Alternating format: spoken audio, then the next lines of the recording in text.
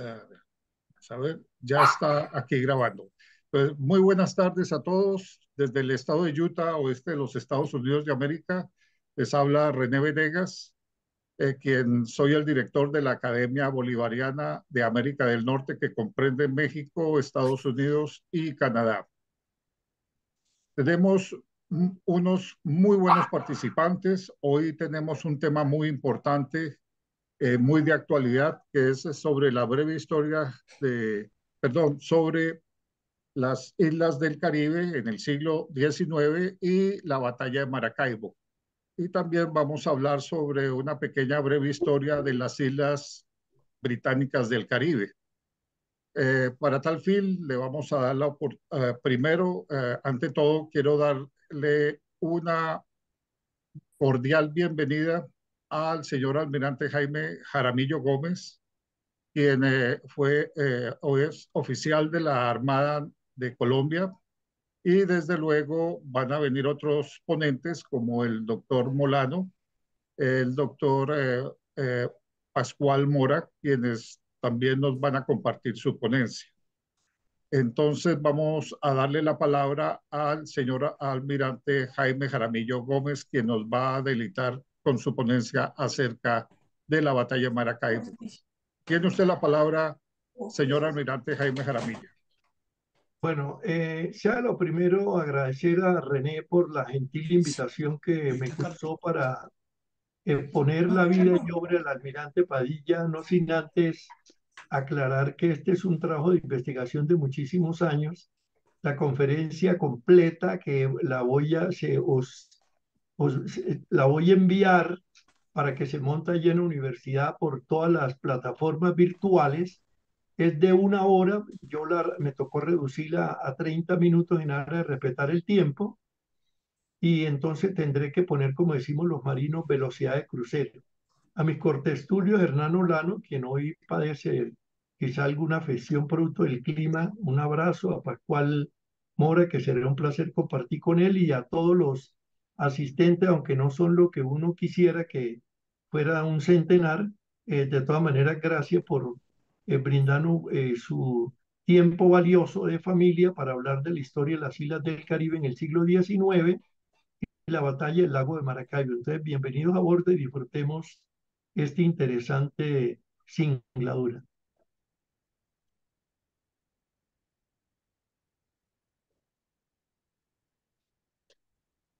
Entonces, el lema de Padilla, morir o ser Disculpe, libre. señor almirante, puede tomarse más de los 30 minutos. Está bien, no se Bueno, preocupe. porque reduje bastante, pero entonces me va a dar tiempo de poner imágenes que tenía. Le doy la bienvenida aquí a mi adorada hija Soraya, a Carlos allá en Rancho Cucamonga. Quiero manifestar que la conferencia que voy a compartir tuvo consultas en el Archivo de Indias en Sevilla, estuvo también en Cucamonga ya con el apoyo de Carlos, mi querido yerno, y la Sociedad Geográfica de Colombia. Entonces la conferencia se llama El almirante José Padilla, libertador de los mares colombianos, vida y obra, bicentenario naval de la batalla del lago de Maracaibo, 24 de julio de 1823, Bogotá 2023, haciendo una salvedad, una aclaración.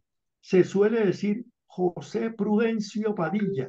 Él, en lo que se ha encontrado y en esa investigación, el nombre correcto de él es José Padilla López.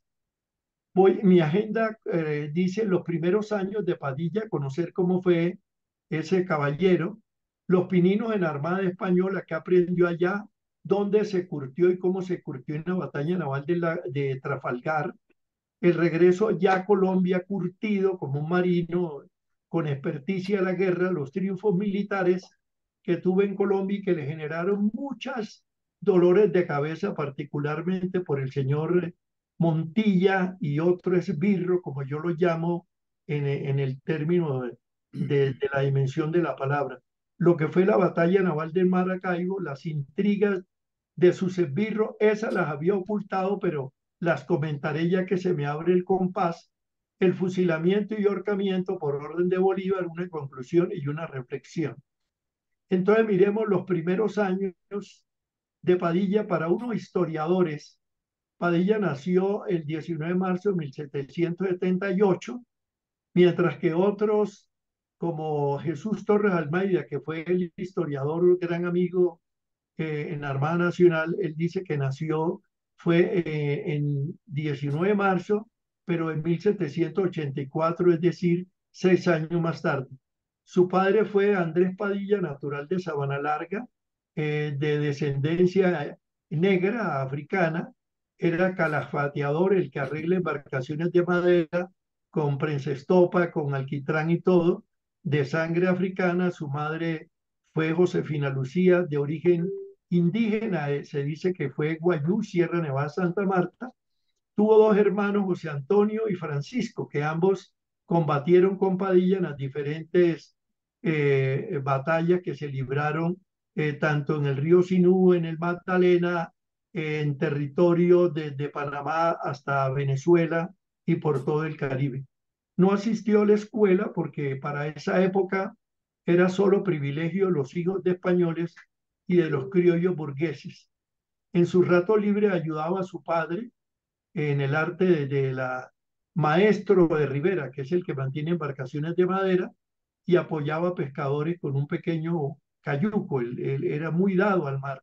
Luego su padre le regaló uno más grande para que lograra tener unos recursos más importantes para la manutención de su casa, llevando mercancías desde tierra a los buques que llegaban a, a fondear en Riohacha y viceversa.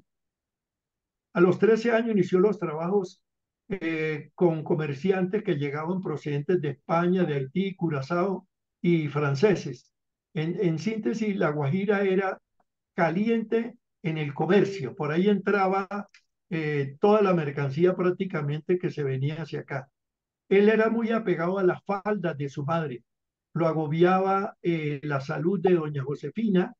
Trabajaba hasta tarde de la noche para ayudar a su padre. Su rutina diaria era deambular por las calles de Riohacha buscando a quien le transportar carga. Se destaca como un canaletero porque tenía cayuco, pero también usaba sus canaletes largos. Para la segunda mitad del 1798, con la llegada a Riohacha de un buque de la Real Marina Española, los tripulantes lo invitan a que se venga con ellos para España. Su madre fallece, entra en depresión, melancolía, eh, comienza a deambular por las calles hasta que lo motivan nuevamente los españoles con sus barcos. No se sabe verdaderamente en qué embarcación. Y dice que a los 14 años, ya siendo 1798, con aprobación de su padre, se embarcó en un navío español rumbo a España, pero la verdad no se sabe en qué buque se fue a España.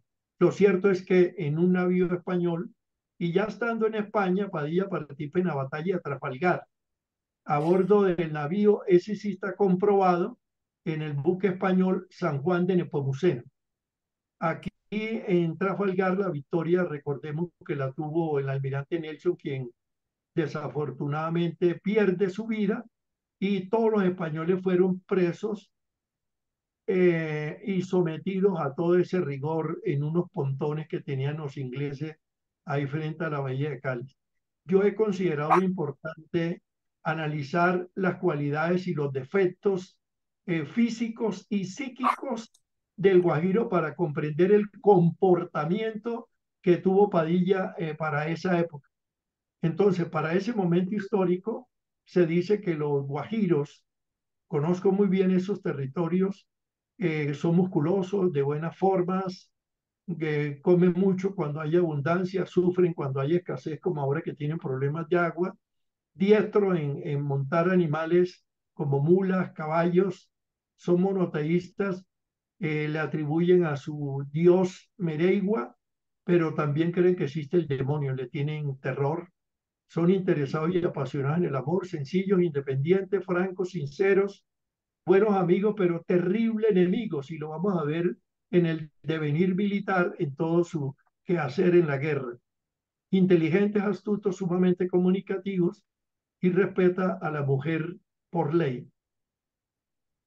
En el proceso de la conquista y de la colonia española se dio lo que se llamó para América, e incluido Brasil y en otras regiones del mundo, lo que se conoce como el mestizaje, es decir, el proceso de mezclar una raza que venía de Europa con una raza nativa, ya fuera de descendientes africanos o de los indígenas que habitaban este territorio.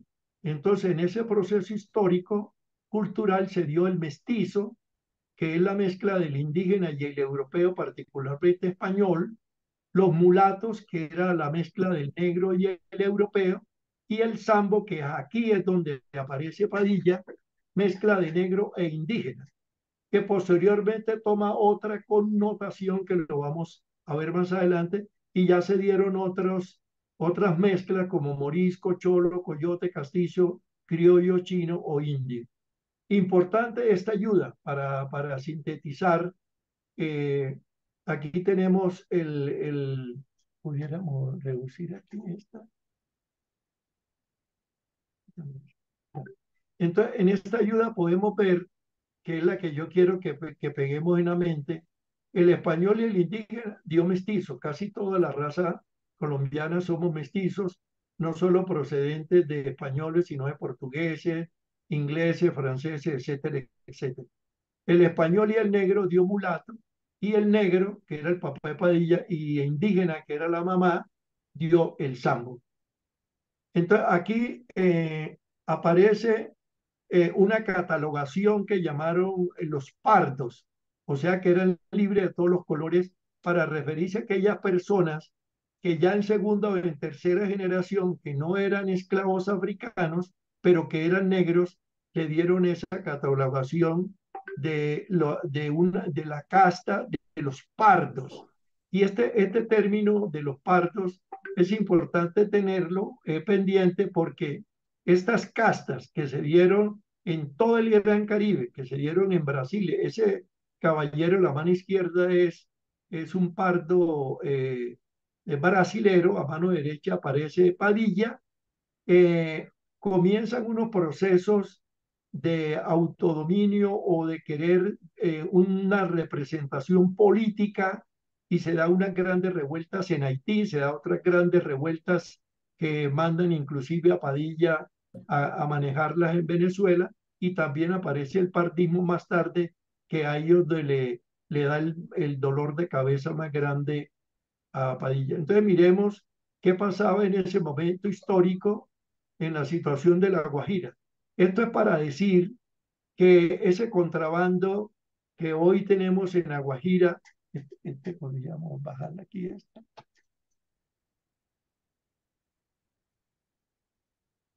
Entonces, para esa época, 1769, La Guajira estaba sometida, perdón, 1784, sometida al comercio de contrabandistas franceses, holandeses e ingleses. Esto para recordar que, o para significar que ese contrabando que vemos ahora, que los guajiros se volvieron malos, ahora no. Esto viene de vieja data, porque fueron inducidos a que esa circunstancia lo convirtieran en su ADN, creer que ese es el mejor comercio, hacer el contrabando. Estas circunstancias obligaron al rey Carlos III de España a dictar unas normas sobre el comercio ilegal, para evitar la ruina de esos españoles que trabajaban juiciosos y que le tributaban a la Casa de Sevilla, pagaban sus impuestos. Entonces, don Carlos III manifiesta que hay que poner el impuesto de almojarifazgo, para que todas las mercancías y o AU que salían o entraban pagaran el tributo a la corona española. Eso hizo que todos estos contrabandistas franceses, holandeses e ingleses se retiraran, situación que lleva a una desocupación y hambruna a La Guajira. Los padres se van a Villa de Pedraza, que queda estimado 16 leguas al noreste de La Guajira, y los españoles, ya con esa venia de Carlos III, comienzan a arribar al puerto con mercancías, pero cada 2 meses y esto reactiva el comercio y hace que Padilla y su padre regresen nuevamente. Ya a los 12 años, Padilla le pone a órdenes, el papá lo pone a órdenes de un español, Marcial Rivadeneira, para que trabajara con él en su finca. Se rebeldiza, ambos de mal genio salen de pelea, la plata que había ganado se compra un cayuco grande, ya sabía que el negocio era bueno de voltear puerto, buque y buque puerto. Padilla llega a España en 1798. Luego de varios días de navegación de un navío español llega a Cádiz, él luciendo un uniforme en color azul, sin hebillas ni botones y solo ajustado con cordones y botas. El trabajo era mantener limpia la cubierta del navío en el rango de mozo de cámara. Yo lo llamo utility, que hace de todo, lava baño, pinta, arregla, rasquetea, etcétera, etcétera. Con derecho ya a sueldo para dormir con la tripulación rasa, toda vez que antes lo hacía a la intemperie. Y ahí, en ese momento histórico, aprende a leer y a escribir y ya contaba con 21 años. Pasaron 6 largos años de viajes en diferentes buques españoles y le toca el aciago año de 805, iniciando la confrontación entre Inglaterra y la Liga Franco-Española. Para 21 de octubre de 1805 sonaron los primeros cañonazos frente al cabo de Trafalgar, cerca de Cádiz. Paella ya era contramaestre del navío, ya había ascendido por todas sus habilidades marineras. Con categoría suboficial a bordo viajaban, curiosamente, quienes fuesen posterior sus grandes enemigos, como don Pablo Morillo el Pacificador o Pablo Morillo le quito el don, y los hermanos Rafael y Alejandro, quienes irónicamente más tarde se enfrentaron a muerte con Padilla en Cartagena. Aquí podemos ver, para ayudar en una memoria, lo que fue la batalla de Trafalgar. Aquí a mano derecha tenemos los buques, la Liga Francesa comandada por el almirante Pierre Villeneuve y la de España por el general Federico Garavina. Al mando tenían 33 buques de guerra, 15 eran españoles, 18 franceses. Mientras tanto, se vino en forma de lanza al mando Horacio Nelson con 27 navíos. Gran Bretaña tenía de aliado para ese momento a Austria, Rusia, Italia y Suecia, conformando la tercera coalición. El emperador francés Napoleón Bonaparte decide unirse a España a cambio de que lo ayudasen a invadir las Islas Británicas. Entonces era una disputa que se sucede después de ese tratado de Tordesillas, donde el Papa divide en el meridiano, para la derecha es para ti, para la izquierda es para el otro, y comienzan esas conquistas de territorio y ya no solo se conquistaban, sino que había una apetencia por quitarle lo conquistado el uno al otro. Entonces, de la batalla de Trafalgar, podemos decir, para terminar ese ayuda de memoria, que el 21 de octubre los británicos derrotaron por superioridad, tenían mayor estrategia, mayor experiencia, mejores armamentos.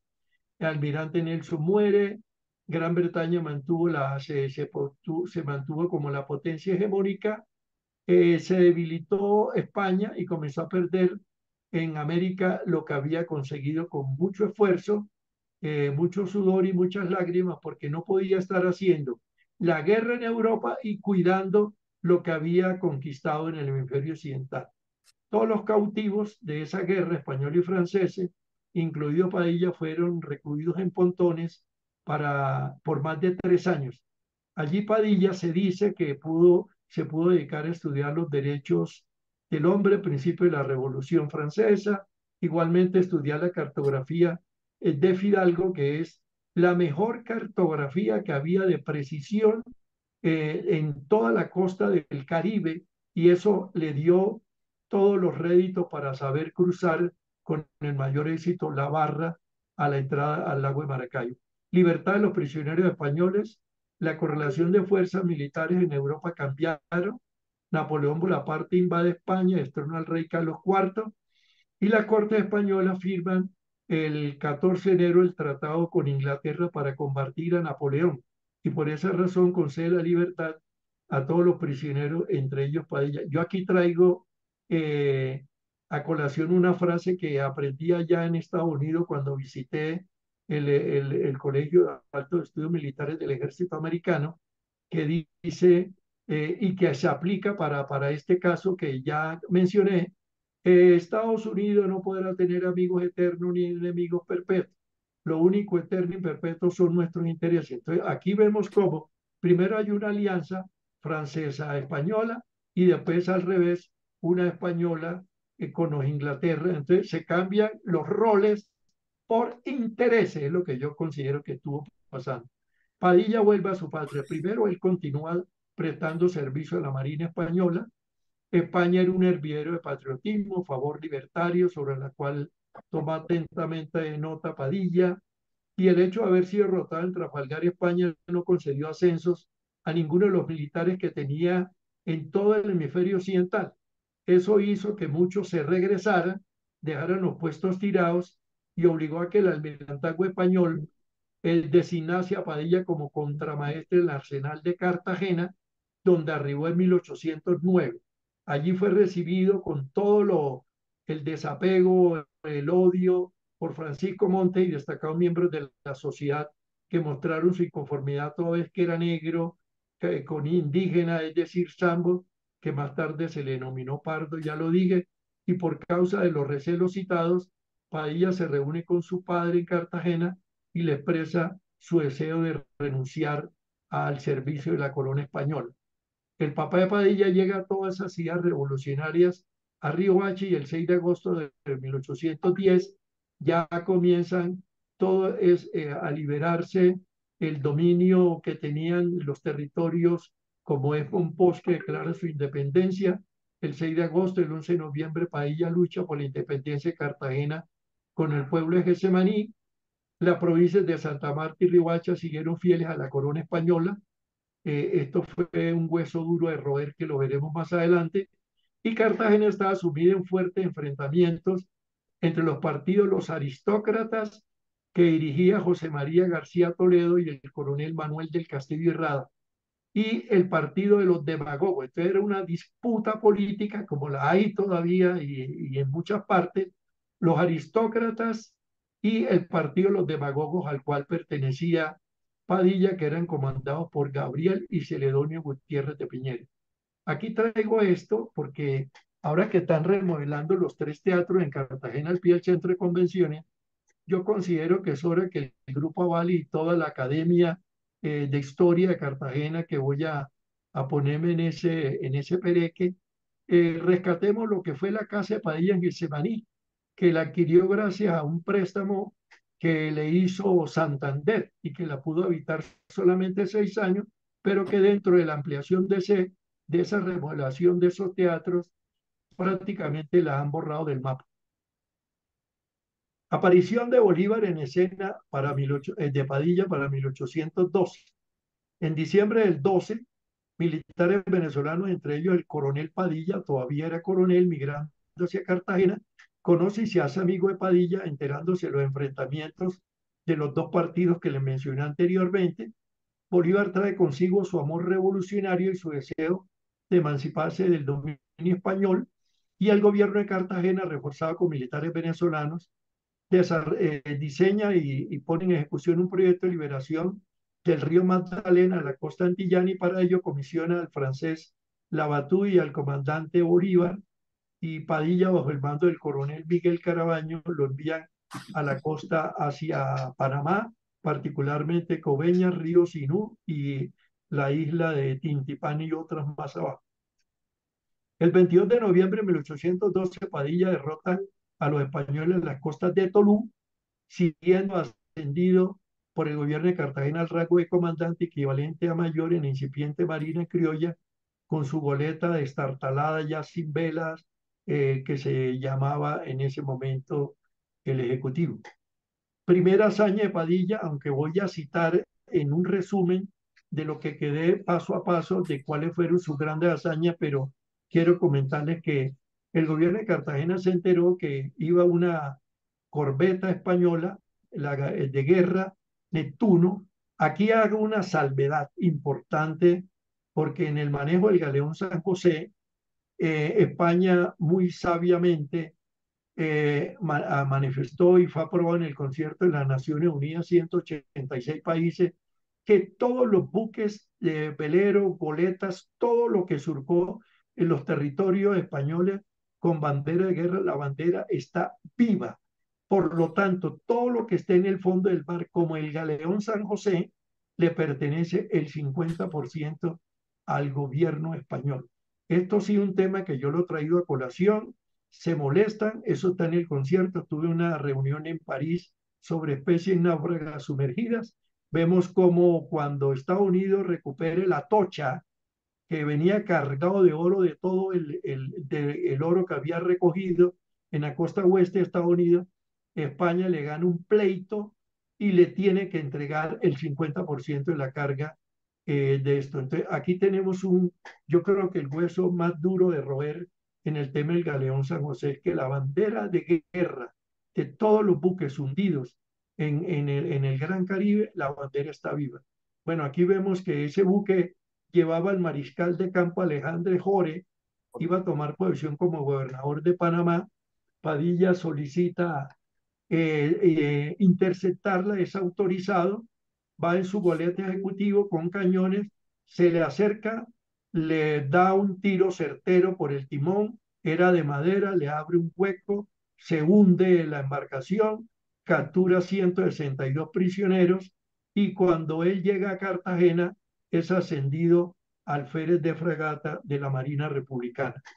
Miremos qué pasaba entre Europa y América para la época de abril de 1814.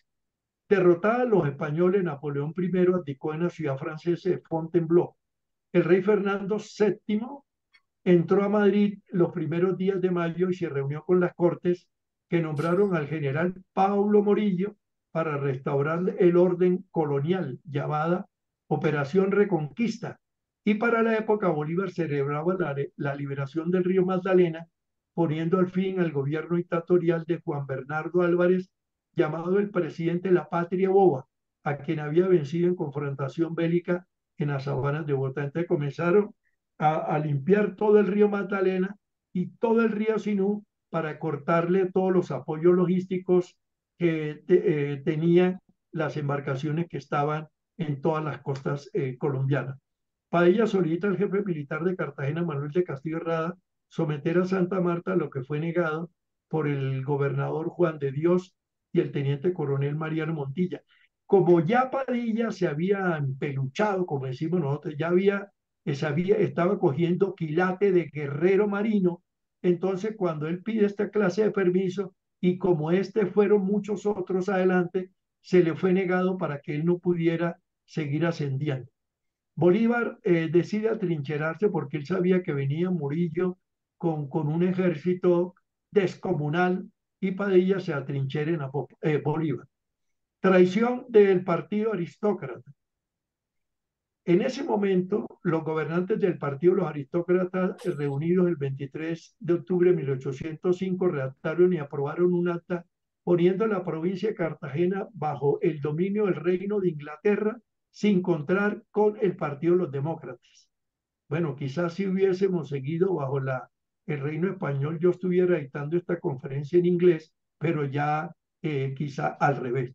Lo anterior llevó a la sublevación del pueblo, con Padilla a la cabeza y la muchedumbre asaltó las casas de todos estos políticos aristócratas y generales del partido, obligándola a renunciar.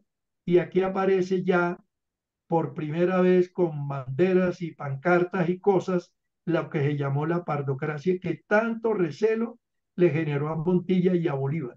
Los traidores manifestaron su arrepentimiento y se comprometieron a seguir luchando por la independencia, entre ellos los generales José Bermúdez y Mariano Montilla, el principal esbirro de Padilla. Padilla autorizado a poner en buen recaudo todos los escasos tesoros de la ciudad y pertrechar sus coletas y embarcaciones a la espera del señor Pablo Morillo, que sitia Cartagena el 7 de diciembre de 1815, la rodea completamente por mar y tierra en un fuerte bombardeo contra todos los baluartes que hay en Cartagena. En ese momento, el que está en el Club Naval que era un arsenal de pólvora, voló para ese momento histórico.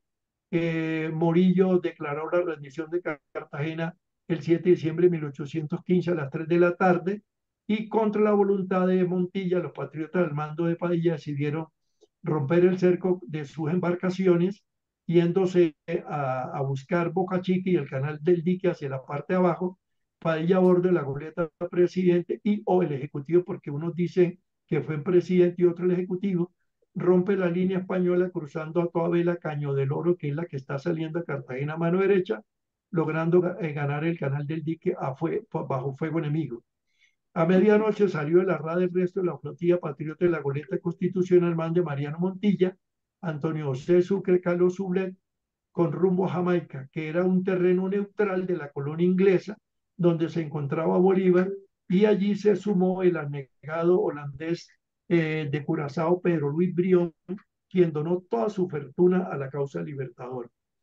El sitio de Cartagena duró 105 días, se estima que murió 6.613 personas, es decir, un tercio de la ciudad, y razón por la cual hoy y a partir de ese día se llama la heroica. Bolívar regresa a Haití a finales de 1816. Aquí tengamos presente que se dice, algunos historiadores, otros lo desmienten, que muchos de los marineros que se llevó Padilla para el lago de Maracaibo eran haitianos y sanandresanos. Unos los dicen que sí y otros dicen que eso no es verdad. Tras el fusilamiento de Manuel Piar el 16 de octubre por orden de Bolívar, por supuestos cargos de insubordinación, crímenes de lesa patria, conspiración de deserción, Bolívar designó a su fiel servidor Padilla enviándolo al oriente de Venezuela a sofocar la rebelión de las castas, ya se lo había anunciado, que impulsaban la guerra contra la República. Por los éxitos de las acciones de guerra, el capitán Padilla ya era capitán para ese entonces y por su desempeño en el oriente venezolano, el gobierno de Venezuela lo condecoró con la orden de los libertadores de Venezuela, declarándole benemérito de la patria, orden creada por Bolívar mediante el decreto 22 de octubre de 1813, y en su orla rezaba Libertador de Venezuela, Libertadores de Venezuela, y en el adverso el nombre del condecorado, debiendo usarla siempre al lado del corazón. Entonces miremos una reseña, también una ayuda a memoria de lo que fue el fusilamiento del general Piar. Había nacido en Willistown, Curazao, donde fue bautizado en el 74, hijo de Fernando Alonso Piar y Lotín, que era un piloto mercante español que venía de las Islas Canarias, y una mulata, María Isabel, nacida en Curazao, llegó a La Guaira en 1785 con su madre, muy dado, y se dice que hablaba varios idiomas. El fusilamiento de Piar ocurrió en octubre de 1817, en uno de los acontecimientos más significativos de toda la guerra. Bolívar, con este acto de fuerza y autoridad, quiso demostrar a los distintos caudillos regionales su autoridad como jefe máximo de la revolución republicana. No era algo negociable. Eso fue algo que se lo cobraron a Bolívar, y que posteriormente va a suceder algo peor que eso. Surgimiento de la Gran Colombia. El 17 de diciembre de 1819 surge la República fundada por el Libertador en el Congreso de Angostura, integrada por los departamentos de Venezuela, Cundinamarca, hoy Colombia, y Quito, hoy Ecuador. La amenaza española seguía latente. El 12 de marzo de 1820, el almirante Brión y el capitán Padilla, segundo en jefe, y el coronel Montilla al mando de la Legión Irlandesa. Nosotros tuvimos un apoyo significativo de una gran legión que combatió en Riohacha, al mando de Montilla, apoyado por los ingleses. Se dirigieron a Riohacha solicitando la rendición del gobernador Solís, quien se rehusó, y ante esa negativa los patriotas comenzaron a bombardear la ciudad. Aquí traigo este mapa de 1740, antes, mucho antes. Esto es para que vean la importancia estratégica de que era Cartagena. Miremos un mapa, mire, 1740 es un mapa elaborado por cartógrafos alemanes. Aquí vemos todo protegiendo. Esta es la entrada a Cartagena, Boca Chica. Aquí vemos todos estos galeones, la bahía de Cartagena, Mamonal. Entonces tengamos en cuenta que por acá está el canal del dique, y aquí está todo protegido de aquí de más velero. Aquí está el Club Naval, y aquí está la bahía interna de Cartagena, donde se va a librar aquí está Cartagena de Indias, para esa época lo que existía, y aquí está la Bahía de las Ánimas, donde se va a suceder la famosa Noche de San Juan. Noche de San Juan, veámosla aquí, 4 de mayo de 1821, procedente de Lorica y El Sinú. Padilla entra a la bahía de Cartagena por el Caño del Estero, abajo, que se lo mostré, en persecución de don José Cándamo, llegando a Pasacaballos. La escuadra realista no hizo ningún esfuerzo por impedir y decidieron retirarse a la Bahía de las Ánimas, que es esa bahía al lado del centro de convenciones y del reloj, de la torre reloj.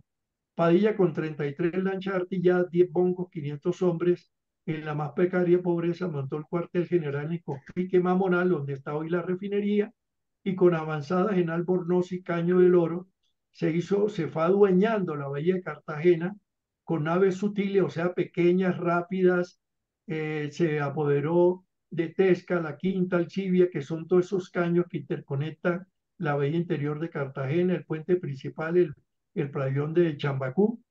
Padilla dispone que al disparo de un cohete a la hora de la ronda española se debe iniciar el ataque un poco, se daña el factor sorpresa por dos disparos inoportunos al del Cross y de Riu.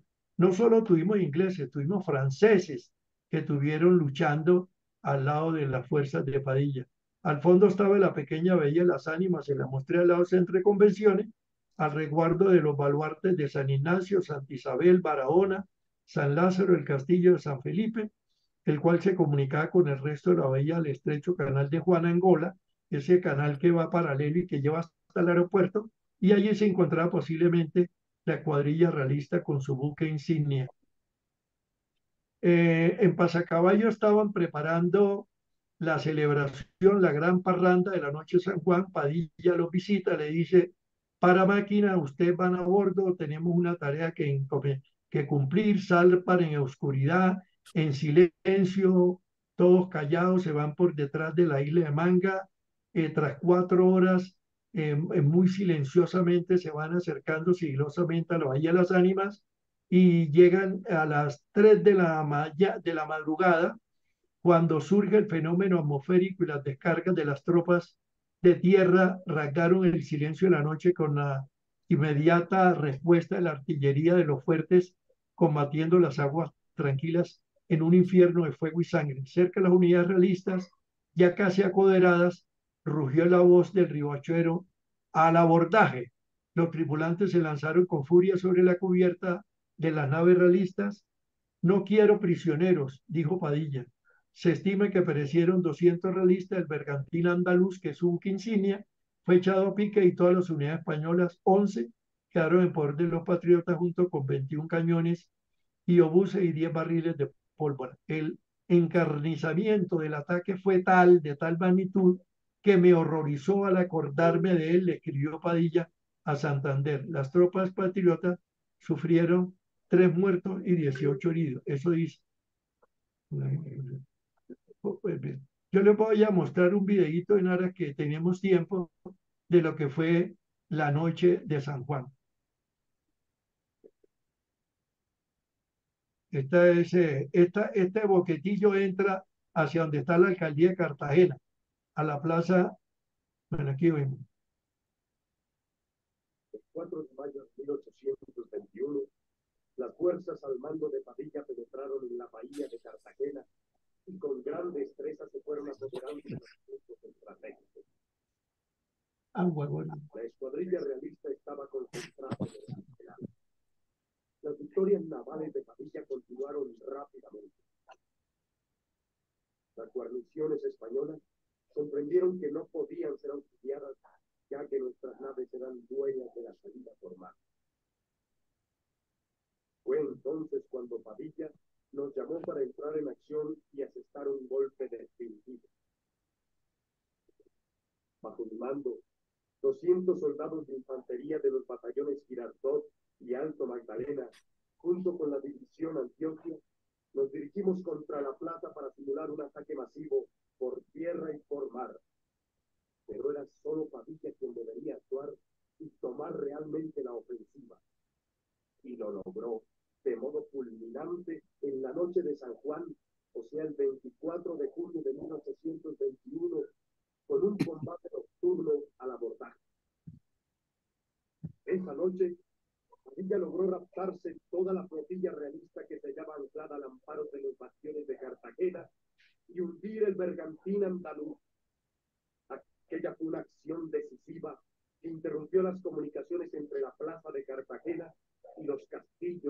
Chica, dejando a los realistas sin defensa en el mar. Muy pronto, los españoles se vieron precisados a capitular. El 10 de octubre de 1821, entramos a Cartagena, último dominio de Fernando VII en los suelos del antiguo virreinato de la Nueva Granada.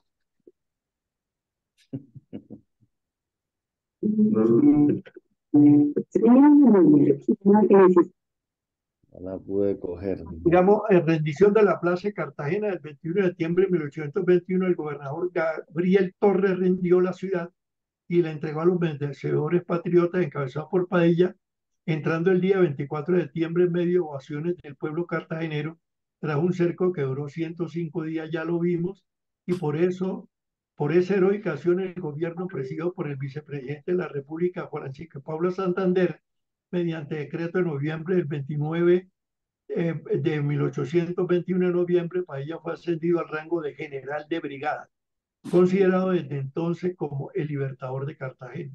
Finalizando en 1821, no había dentro del territorio actual de Colombia un solo soldado español. En el interior de las acciones del 7 de agosto de 1819, en la costa Caribe, por las acciones del 25 de mayo de 1820 y el 10 de noviembre del 20 y el 21 de septiembre del 21, estaba totalmente emancipado el territorio nacional. Después de la victoria de Cartagena, el gobierno nacional creó el tercer litoral de la Armada y su comando le fue dado a Padilla con jurisdicciones en la desembocadura del río Ranchería, que queda en La Guajira, hasta Portobelo, Panamá, que era departamento de Colombia. Entonces, en esto resumen, aunque más adelante, René, como dije, tengo 5 ayudas que está todo la vida de Padilla, si alguien no quisiera, por razones de tiempo, pero aquí le voy a resumir en esta ayuda las acciones navales ganadas por Padilla. Miremos, 1814, Tolú, llevando prisionero a Panamá al mariscal Jore. En junio de 1816, combate en Angostura bajo el mando del general Piar. Al 14 de mayo de 1820, Riohacha en compañía de Brión. El 25 de mayo de 1820, en compañía de Montilla, derrota en Laguna Salada, cerca de Riohacha, la tropa española. Triunfo en Pueblo Nuevo en compañía del general Carreño. En abril de 1821, Lorica estaba despejando el río Sinú. El 24 de junio de 1821, triunfo el Arsenal, el Playón y Boca Chica. 16 de noviembre de 1821, la Barra Magdalena. En noviembre de 1821, la población de Ciénaga Magdalena. La libera Santa Marta, ciudad de Cartagena, que ya lo vimos. 2 de enero de 1823, Santa Marta en compañía de Mantilla. 8 de mayo de 1823, La Barra, Punta Palma, Maracaibo. Y el 24 de julio, la batalla de Maracaibo. Aquí está la síntesis de los hechos más connotados, pero si se quisiera ahondar más, hay 5 ayudas detallando todos los momentos. Aquí tengo explicaciones previas sobre el apelativo almirante. Enrique Otero da Costa, que se considera que fue el mejor biógrafo e investigador meticuloso, dice en la página 58 de la nueva edición sobre el libro de Padilla: no hemos hallado documento oficial alguno que acredita a Padilla en el cargo de almirante. Aún más, la ley sancionada el 4 de octubre de 1821 sobre la formación de 4 departamentos de Marina no mencionan para nada almirantazgo. Padilla fue nombrado comandante del tercer departamento, que comprendían las costas del departamento del Magdalena, las de Bolívar, Urabá y el Darién hasta el escudo de Veragua, y a pesar de todo, a Padilla se apellidaba comúnmente el almirante, por el decir de la gente y de sus triunfos en el mar, y así se llamó hasta nuestros días. Como Padilla nunca fue general en jefe, solamente alcanzó a ser general de división, y así están todos los registros que están en esta ayuda, ocultado por razones de tiempo. No se pudo llamar almirante, pero fue más que, para mi entender, que contraalmirante, porque fue general de brigada, o más bien vicealmirante para ir con mayor precisión. Pero esto es un decir de Jaime Jaramillo. Por haber sido el más grande marino en nuestra historia, dice Otero, lo seguiremos nombrando con el apelativo de Almirante Padilla. Y aquí le traigo la chiva de la tarde. Resalto que el día miércoles 16 de agosto del presente año se llevará a cabo en el Senado de la República el cuarto y último debate para la aprobación de la Ley de Honores y de ascenso al grado de gran almirante al almirante José Padilla López en memoria póstuma y honorífica. No podrá haber nadie más sobre Padilla porque ya eso queda blindado de esa manera. Entremos ahora sí los prolegómenos de la batalla naval de Maracaibo. Por las campañas de Bolívar en el sur, las arcas del Estado están prácticamente en bancarrota, lo que dificultaba emprender una nueva guerra contra los españoles que estaban fuertes en Venezuela. La inactividad de los generales, entre ellos Padilla, que se habían dedicado al ocio, a jugar cartas, dominó en la plaza de la Aduana y Getsemaní, que por lo cual el general Montilla, su archienemigo, no tuvo reparo para denunciarlo ante Santander, quien lo citó a Bogotá que respondiera, y no encontrando mérito le dice que regrese a Cartagena y que más bien siga con el mando del tercer litoral naval, lo que no soportó el señor Montilla. Para finales de 1822, el general Francisco de Torres preparaba un poderoso ejército en Venezuela para tomarse nuevamente Riohacha, pasar a Santa Marta y culminar la reconquista de Cartagena, lo que conllevó a que en marzo se iniciara el apertrechamiento de la flota naval del tercer litoral para zarpar rumbo al lago de Maracaibo. Entonces miremos cómo se da ese zarpe. Se apertrechan en Cartagena, zarpan a Riohacha y hacen los últimos alistamientos. Padilla conocía los instrumentos de navegación de la época y se apoyó con los mapas de la asombrosa precisión, como el de Joaquín Francisco Fidalgo, que ya lo había dicho, impreso en Madrid en 1817, el Atlas Histórico Marítimo. Colombia lo registra en el siglo XVI y siglo XVIII.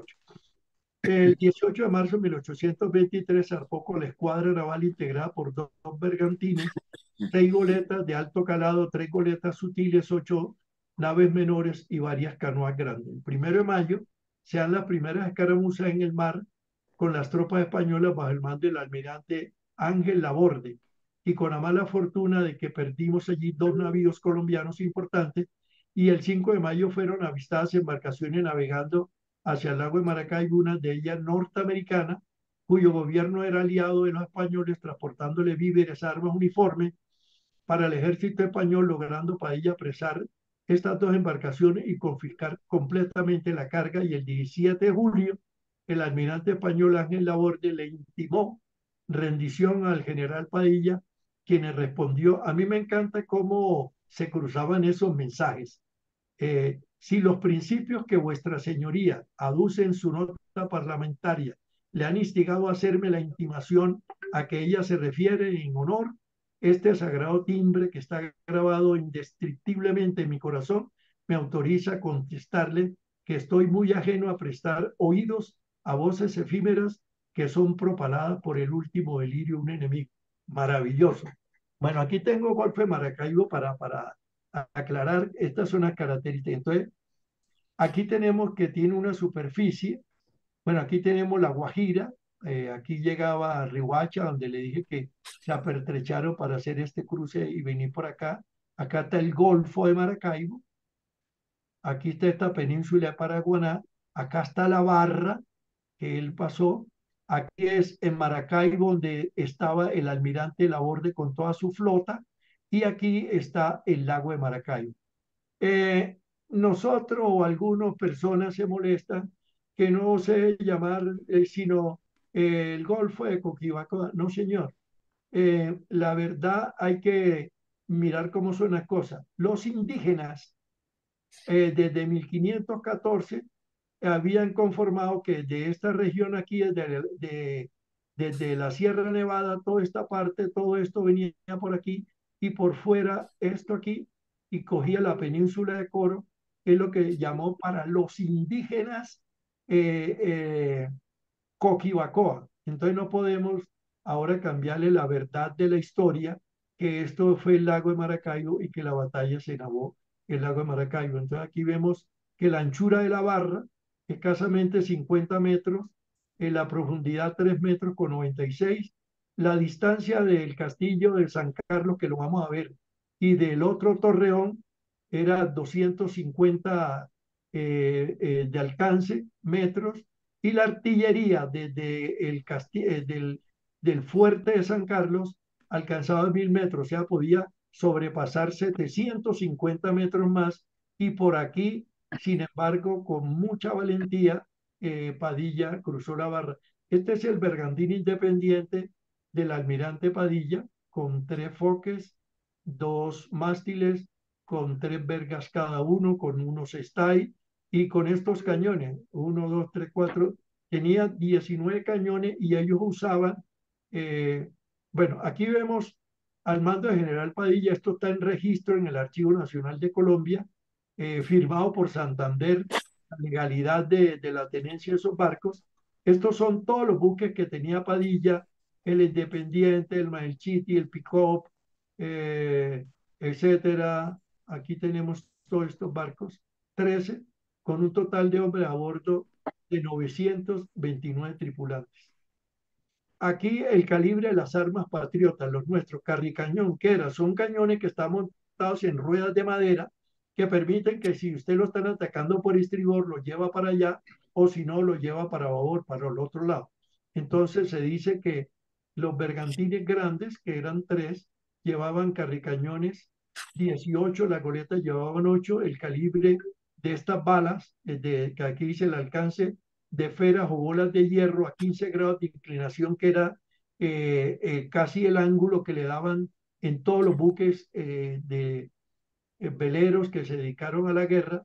Los de 4 libras, las bolas esas de hierro que uno ve por todas partes en Cartagena, alcanzaban hasta 400 metros, las de 8, 600, las de 12, 700, las 18.000, dependiendo la cantidad de pólvora. Y a bordo de la escuadrilla patriota estaban estos marinos expertos en el arte de la guerra. Aquí vemos el poderío del almirante Laborde, con todos estos bergantines: San Carlos, Riego, Esperanza, Zulia, Cora, Mariana, Isabel, Habanera, Rayo, Monserrate, Guajira y Salvador. Padilla fuerza la barra. Vamos a mirar aquí, y ahora lo vamos a ver en una ayuda por momento. Dice que el 8 de mayo de 1823, después de encarnizados combates frente al castillo de San Carlos y el torreón Zapara, justo donde los españoles habían removido las ayudas a la navegación para que se encallaran.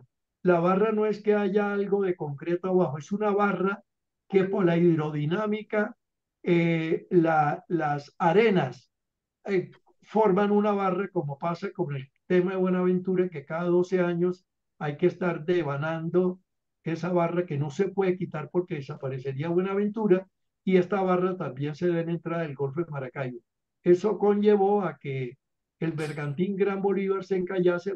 Se dice que recibió 308 impactos de bala y se perdiera en ese cruce de la barra, y el 24 de julio de 1823, estando ya cumpliendo 40 años, el general de brigada Padilla, después de 6 horas de fiera batalla en las fuerzas navales contra el almirante Ángel Laborde y el general del ejército español Tomás Morales, resultaron humillados y vencidos por el más grande héroe naval de Américas. La ciudad de Maracaibo seguía siendo refugio español, y por eso Padilla ordenó llevar a cabo una guerra urbana calle por calle, lo que llevó a que su esbirro Montilla lo denunciara, que Padilla no le bastó estar logrando esas conquistas militares, sino que se volvió un asaltante de pueblos por donde iba en toda la bronca, y que él le hablaba a Santander y lo puso enemigo total contra Santander y contra Bolívar. Este triunfo apoteósico le permite a Padilla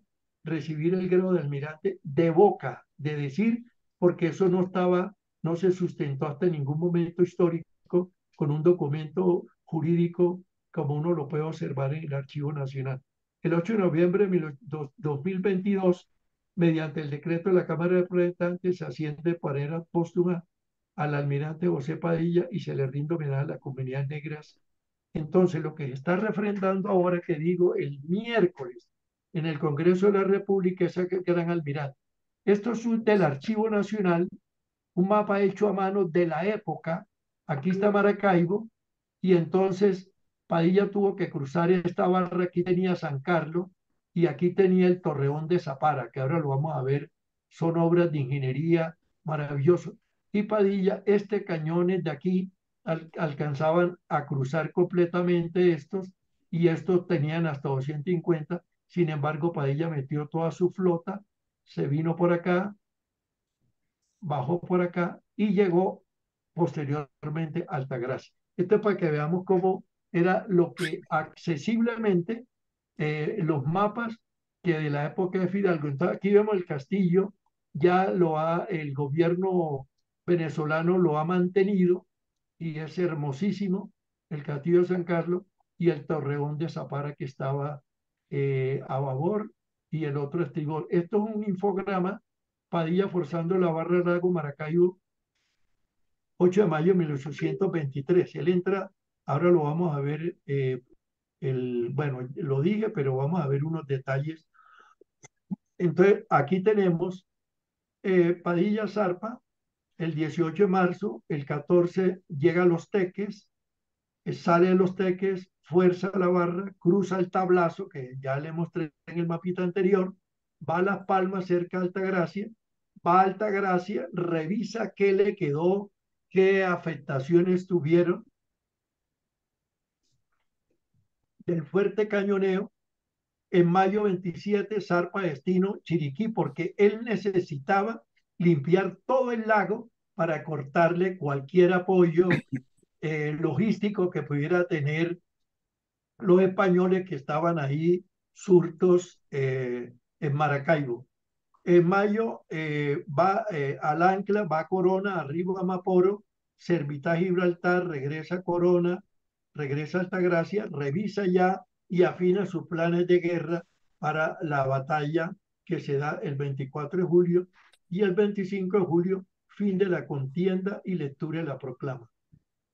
Entonces aquí vemos que él aquí llega primero, ya lo dije, viene para acá, vence la barra, va a esta parte del tablazo, se acerca a esta parte, va a Altagracia, afina y revisa todo, va a Chiriquiri, limpia Maporo, baja nuevamente a Gibraltar. Aquí ya le estaba cortando todos los apoyos logísticos a las tropas españolas que estaban acá.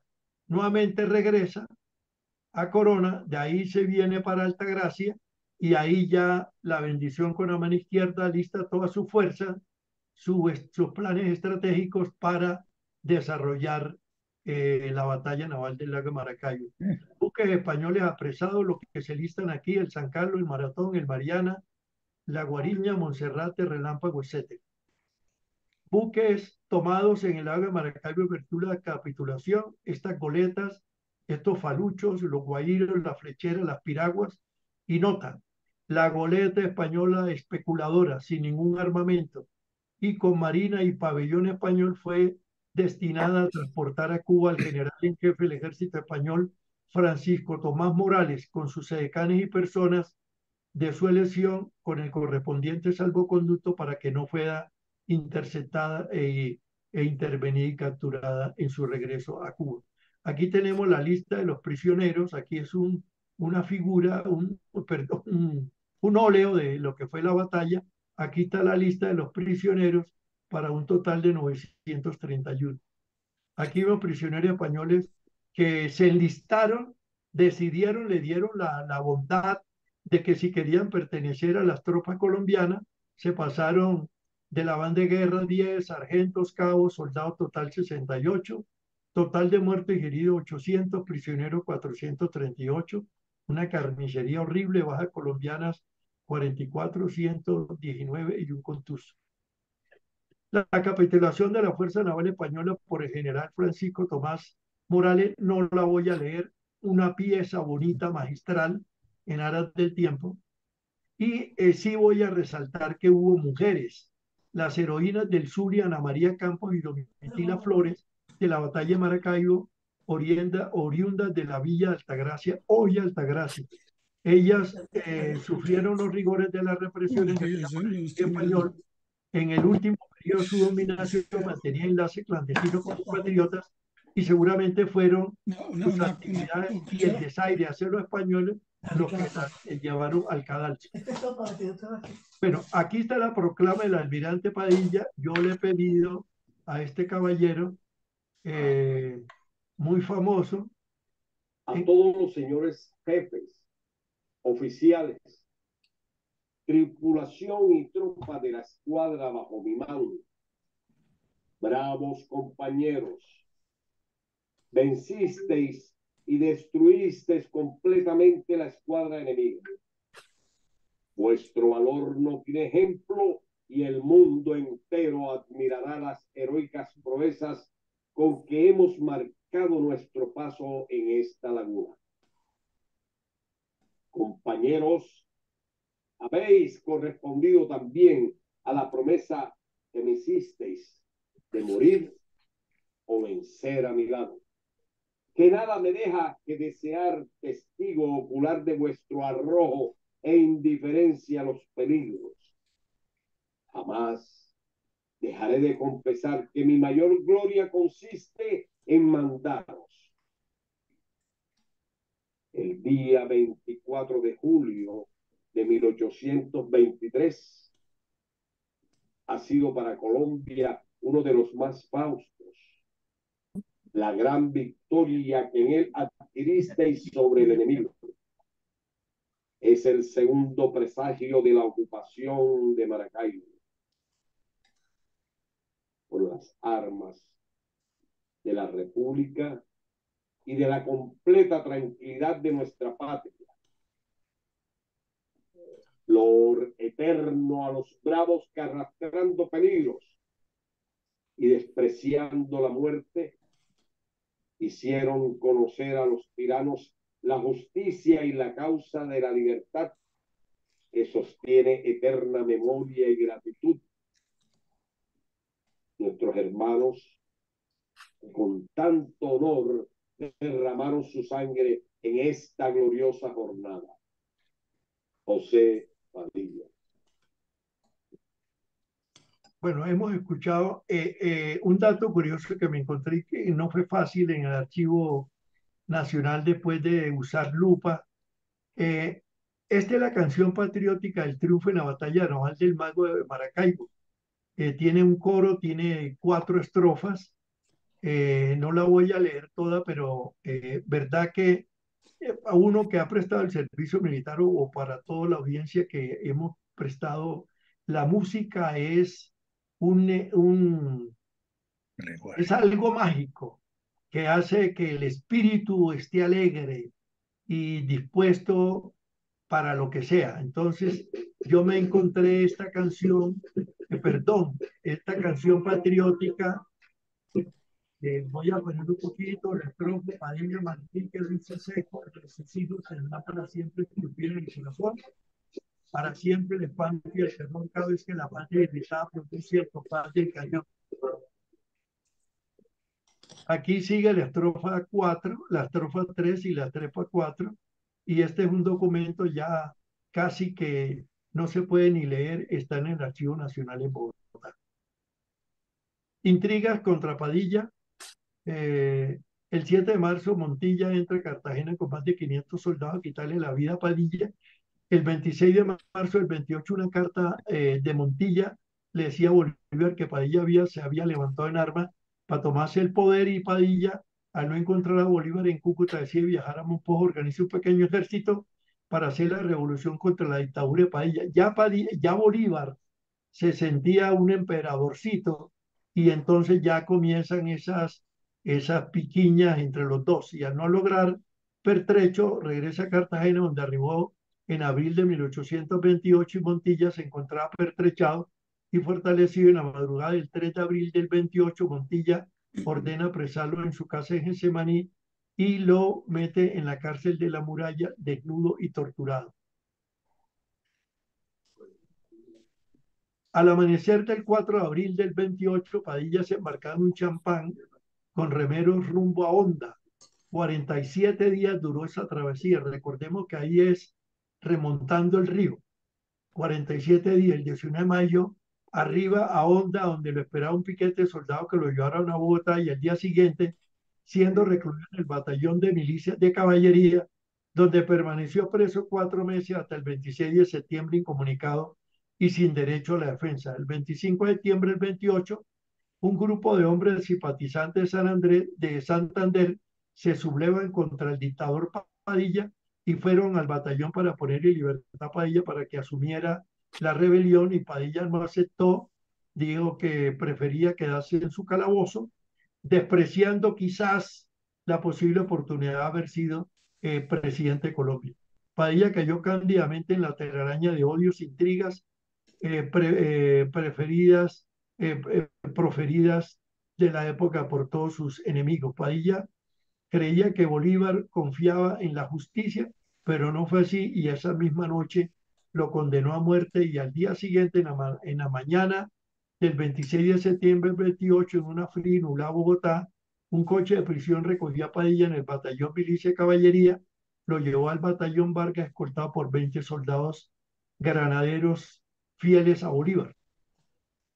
Allí se le hizo un juicio rápido, express, fast track, como llaman ahora, violándose todas las reglas del debido proceso, sin contar con abogado para su defensa, sin aceptarle sus descargos, donde manifestaba no haber participado en los hechos de la noche del 25 de septiembre. Los jueces de la causa fueron Joaquín París Ricaute de Mariquita, Diego Álvarez y el capitán Cayo Ángel, profiriendo su sentencia en primera instancia, condenando a Padilla a muerte junto con el coronel Ramón Nonato Guerra Caleño, de quien nadie habla absolutamente cero.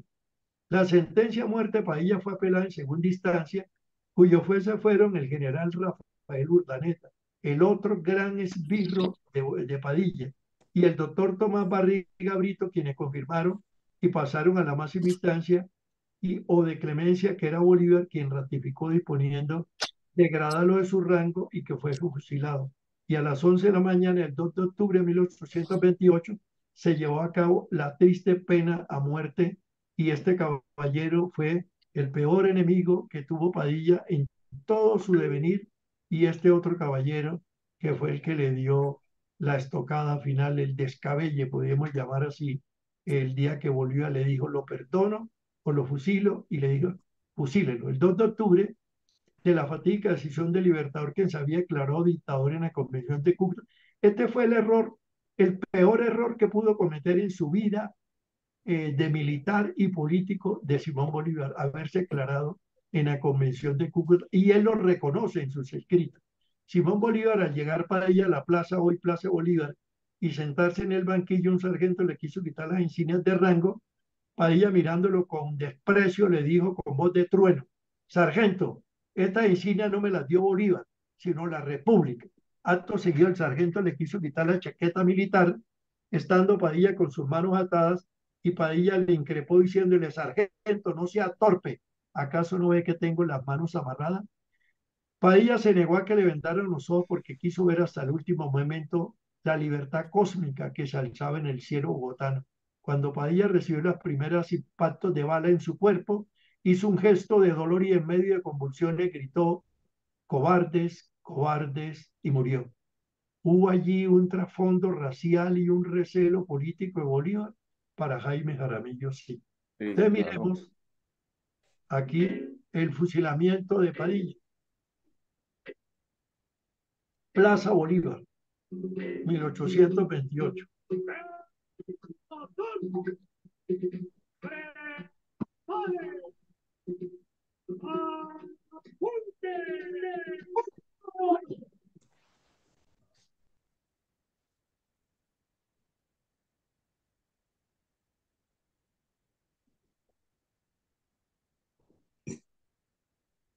Esta placa del fusilamiento de Padilla está en el Congreso de la República, mano izquierda, de la Plaza Bolívar. Dice: en este lugar fue fusilado el 2 de octubre de 1828 el almirante José Padilla, libertador de los mares colombianos, padre y patrono de la Armada Nacional, paladín y mártir de la democracia, senador de la República en 1826. El Congreso de Colombia honra su memoria con motivo del centenario de la batalla del lago de Maracaibo, y cumplirse el 145 aniversario de su muerte.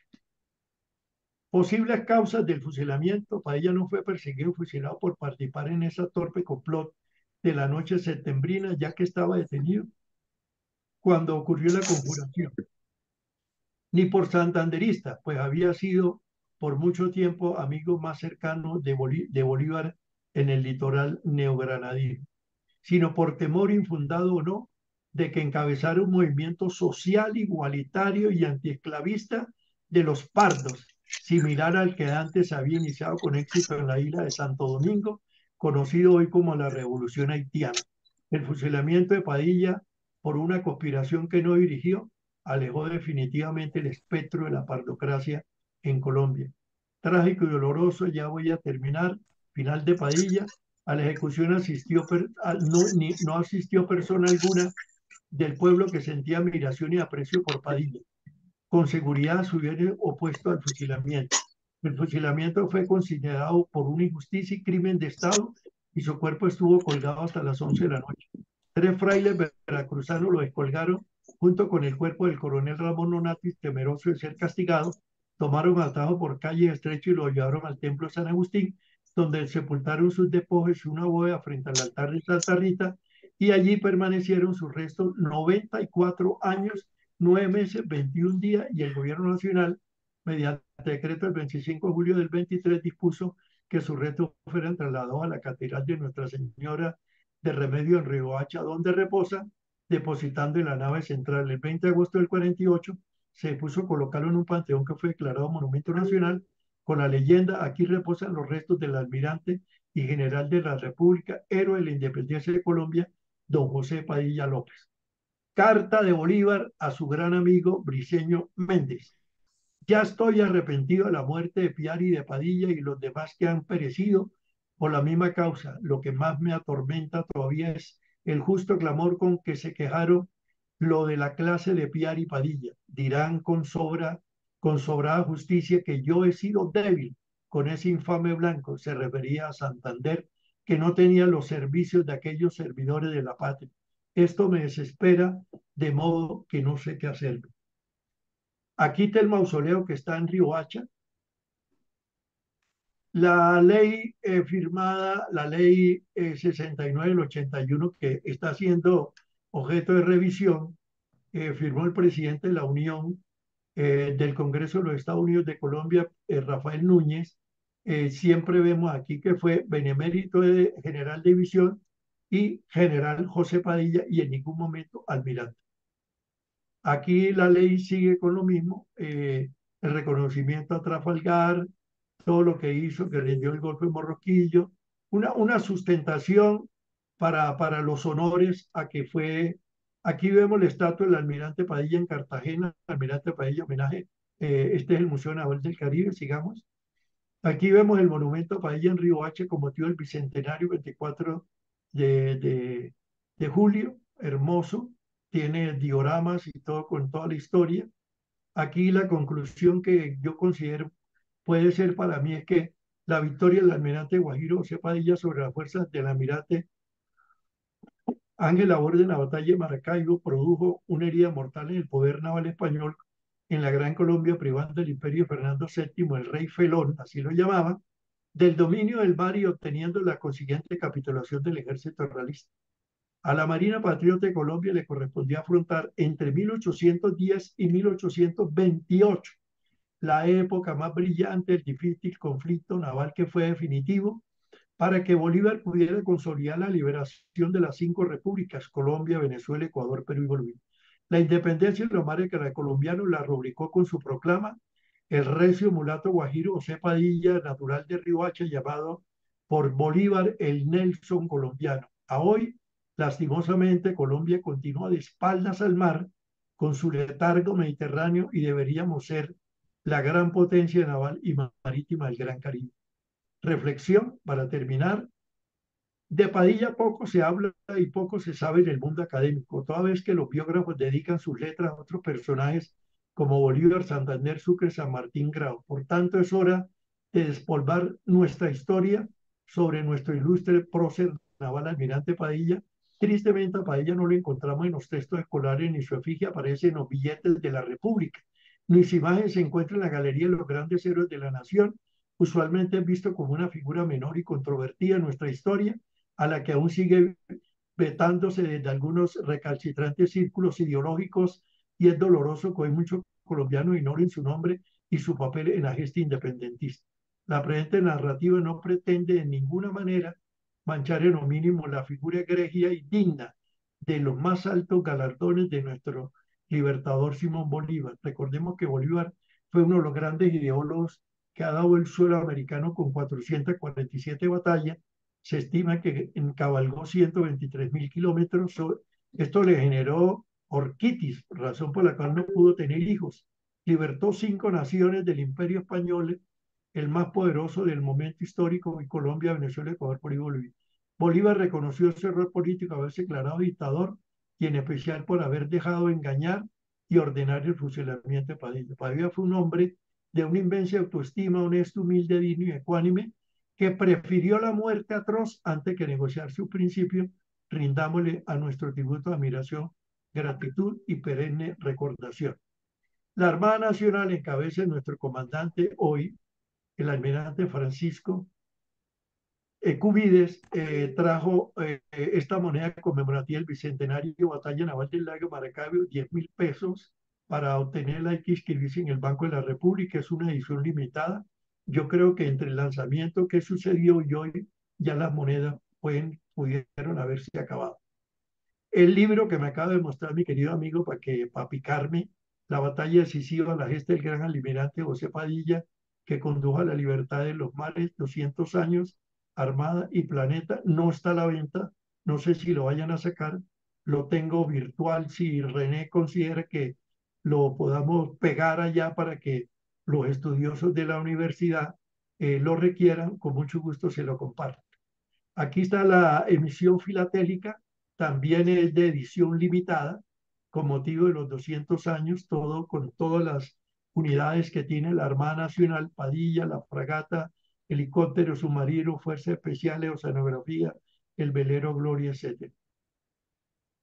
Aquí está la bibliografía: Enrique Guay, almirante Padilla Enrique Otero Acosta, mi almirante Luis Infante Rangel, el almirante Povella Jesús Torre Almeida, revistas de la Armada de los años estos, 73-74, bloqueo, rendición y ocupación de Maracaibo, el almirante Padilla, la independencia de los mares Gran Colombiana, licenciada Inés Blanco Jiménez, que si me está oyendo le mando un abrazo y un beso. Muchas gracias, y con esto, gracias por la paciencia, mi querido René y todos los que me han escuchado. Muchas gracias, señor almirante Jaramillo. Ahora vamos a pasar a las preguntas, o si alguien quiere comentar referente a esta gran ponencia que expuso nuestro señor almirante Jaramillo. Tiene la palabra. Maestro Malagón, tiene la palabra. Sí, muy buenas noches. Yo estoy gratamente, no sorprendido, complacido de tener una conferencia magistral por un caballero de armas y de mar, que defiende el azul, no solamente de la bandera, sino el azul de los mares de Colombia. Y en ese sentido, quiero referirme que cuando debo hacer mis exposiciones para hablar de la campaña libertadora de 1819, siempre expreso que es el acontecimiento más importante de nuestra civilización, realizado en gran parte en tierras del actual departamento de Boyacá. Y al hacer esta referencia, no quiero caer en el influjo del regionalismo impuro, porque considero yo que todas las regiones de Colombia de ese tiempo, la Nueva Granada, aportaron eventos muy importantes, colocaron héroes y mártires como el almirante Padilla, bien relatado por mi almirante Jaime Jaramillo Gómez. Entonces, en ese sentido, yo no tengo sino palabras de admiración y de agradecimiento, porque ha sido una conferencia que nos ha puesto en ese escenario donde la batalla de Maracaibo en 1823 prácticamente cierra con broche de oro y triunfal todo ese proceso de independencia de esta parte de América. Y apreciado almirante, yo me ofrezco para socializar con el presidente de la Academia y presidente de la Sociedad Bolivariana de Cartagena, posiblemente nuestro amigo común, Jorge Dávila Pestana, para comenzar a socializar el tema de la restauración de esa casa maravillosa que se encuentra, creo que en ruinas, según lo que yo alcanzo a apreciar. Entonces, quiero repetir mi orgullo, mi honor, y en este momento le pido al almirante que acepte la vinculación como aliado de la Alianza Académica de América, que presido de manera honrosa y que en este momento la coordinación pro tempore la tiene nuestro compañero René Venegas. Así que, general, almirante, complacido de saber que también en el Congreso de la República, y voy a llamar al general Cubides para que me inviten a acompañar esta sesión importante en el Congreso de la República para que las declaratorias hagan justicia en la historia, que posiblemente nunca es tarde, porque a veces o por lo general los honores son lejanos y póstumos en todos los tiempos. Y para concluir mi intervención, en mi condición de bolivariano, tengo que reconocer que siempre la humanidad, los seres humanos, somos imperfectos.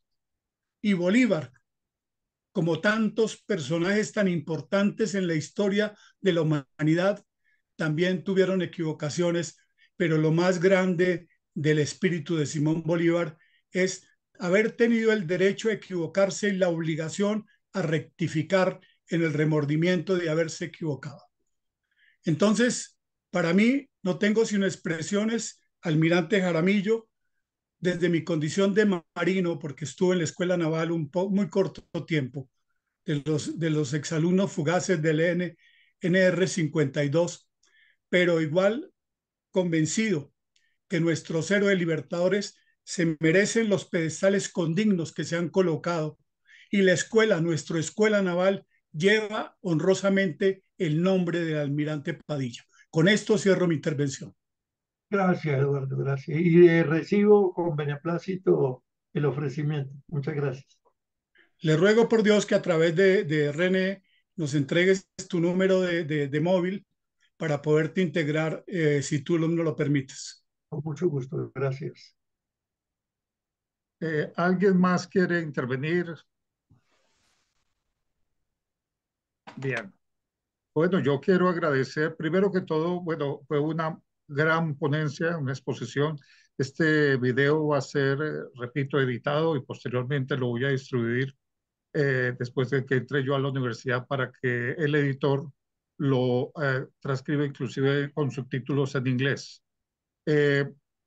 Como no están ausentes dos ponentes, el hermano Hernando Olano y también el doctor Pascual, pues voy a permitirme terminar hoy esta primera ponencia e invitarlos el próximo sábado para la segunda parte de esta exposición, donde vamos a hablar sobre la fundación de la isla de San Andrés, y el hermano Pascual va a hablar acerca de el calipso como expresión musical del Caribe, de las islas de San Andrés Providencia, un estudio de caso de Isadora Agnes desde el Callao venezolano.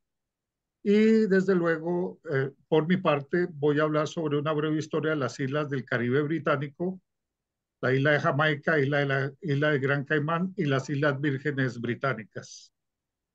Yo les agradezco muchísimo su presencia aquí en esta magnífica ponencia que hizo el señor almirante Jaramillo, de la cual pues he aprendido mucho. No sabía muchos detalles sobre el almirante Padilla. Recuerdo yo en mi época de joven, en mi colegio de los hermanos maristas, el Champañá en Bogotá, que nos daban el libro de historia y yo veía la cara del almirante Padilla como un negro. Y lógicamente pues no le prendíamos mucha atención, pero el libro de historia era un libro muy básico y sin embargo pues me llenaba de orgullo ver que eh, en los mares, como hablamos en geopolítica, el que domina el mar domina el mundo. Y desde luego fue un hecho apoteósico lo que hizo el almirante Padilla y creo yo que fue el hito más importante para las independencias de nuestros países. Muchas gracias, muy amables a todos ustedes y que pasen una feliz noche y desde luego agradecerle muchísimo al señor almirante Jaime Jaramillo, al maestro Malagón y a todos quienes participaron en esta reunión hoy en esta video virtual de Zoom. Veo que hay varias personas que vienen de otros países, del Perú, de la hermana República del Ecuador, de Bolivia y lógicamente aquí de los Estados Unidos de América. Reciban un cordial saludo, un fraternal saludo. ¿Me permite un minuto, please? Por supuesto, Bueno, claro que gracias sí, tiene la palabra. y les anuncio que el día miércoles 16 estaremos lanzando la Sociedad Geográfica toda esta historia de Padilla en un librito muy agradable a colores, impreso y también virtual, el que lo quiera tener completo. Es un trabajo largo, bien detallado, sencillo, como les puse, y a la orden de todos, tanto digital como impreso, a partir del miércoles de la semana que viene. Muchas gracias.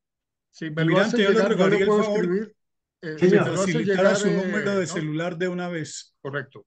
315-328-55 a la orden para todos. Yo le ofrecí a René que tengo también una conferencia sobre Chiribiquete, la Capilla Sistina y la Amazonía, un trabajo de investigación que yo he hecho allá hace mucho tiempo. Las 6 expediciones a la Antártida, Colombia en Antártida, y el Pacífico Colombiano, Cultura y Vivencia, desde la llegada de Rodrigo Bastidas y todo al Pacífico Colombiano, y esas conferencias también están a la orden el día que se me permite. Muchas gracias. Gracias, almirante. Y felicidades Pues para todos. vamos a programar, voy a tomarme pues hacer la oportunidad, aprovechar la oportunidad que estamos ahora antes de terminar, de pasar un listado o hacer un cronograma, digamos, de actividades de lo que queda del resto del año, con el fin de que las personas, los miembros de nuestra alianza puedan también participar. Desde luego está abierto para todos los academias de los diferentes países iberoamericanos que nos puedan acompañar en estas ponencias porque esto va a nutrir mucho digamos, la biblioteca de las universidades de Utah, y no solamente de Utah, sino del área del oeste americano, como son las universidades que hay en Los Ángeles, las universidades que hay en San Francisco, y lógicamente en Colorado, Wyoming, New México, y el otro estado que es colindante, que es Idaho. Entonces, la idea es que podamos ser multiplicadores de conocimientos, que nuestros hermanos anglosajones conozcan de la riqueza histórica que tenemos en nuestros países y en Iberoamérica. Muchas gracias. Gracias, felicidades. Una feliz noche y que esté muy bien. Hermano Malagón, por favor. No, gracias, te felicito, René, porque definitivamente tenemos unos conferencistas de alta categoría que vamos a intentar que la audiencia crezca aparte de la calidad en cantidad. Muchas gracias, maestro Malagón. Feliz noche. Muy buenas noches a todos, que pasen una feliz noche, muy amables. Gracias. Muchas gracias. Gracias. Gracias.